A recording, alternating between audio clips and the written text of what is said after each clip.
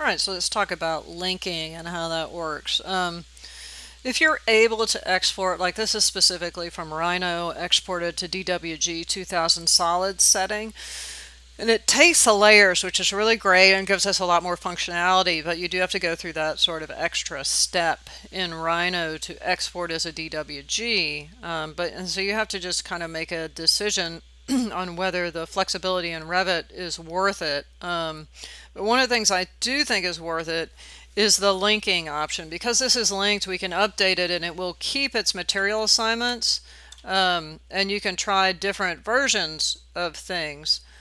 So for example, let's say I was working along and I was happy with the FOBA house that I've been working on, but I wanted to change or isolate it. Now I could continually turn off the topography and the buildings, the existing buildings all the time, but I have an export that doesn't have those in it. So I can just relink the file without the buildings, without the mass buildings and the topography, and sort of work on it myself, as just the isolated building.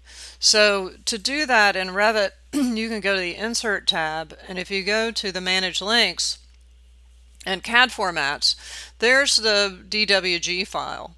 Now, one thing you have to bear in mind is that like all the layers have to be the same name, so if there's a new layer, it'll come in new. But if you rename the wall layer, then it won't keep that material application because the material application is made by the layer name. So it has to be consistent, which makes sense. But if you highlight this, you can reload if you've updated that one and saved over it, but you can also reload from.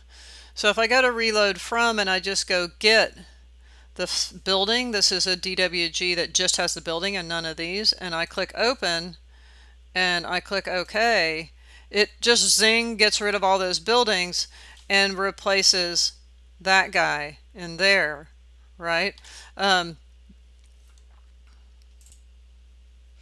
All right, so we've got that one piece done, got rid of the buildings and the topography.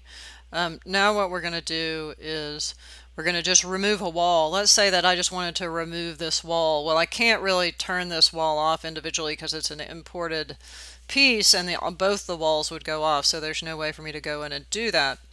But I could just open up the linked file, delete the wall in the DWG and reload it, which is what I'm going to do now. So if I go to Insert, Manage Links, go to CAD Formats, reload this from, and get building no wall, click open, click OK, it pulls that wall off. I can do a rendering or a print, and then I can go to reload from again. So Insert, Manage Links, reload from, and go ahead and just get the building again, and it brings it back. So there are some really quick things that you can do if you organize your file. Now, one thing that I will caution you on is if I go to Manage Links and I go to CAD Formats and I reload from and I go get the original file that I loaded in, right? So this guy, and I open that and click OK, it brings in all of the existing layers correctly, but if those layers don't exist anymore, so I had them assigned and then I got rid of them and I brought them back, you have to reassign those again because it actually dumps them. It doesn't hold them, it just gets rid of them. So that's one thing to keep in mind as well. So really the goal for this was to get you moving around in Revit and introduce you to the building itself, which is good, so you can kind of see how that works, and just navigating around and learning a little bit about importing, inserting, importing, and file linking. All right.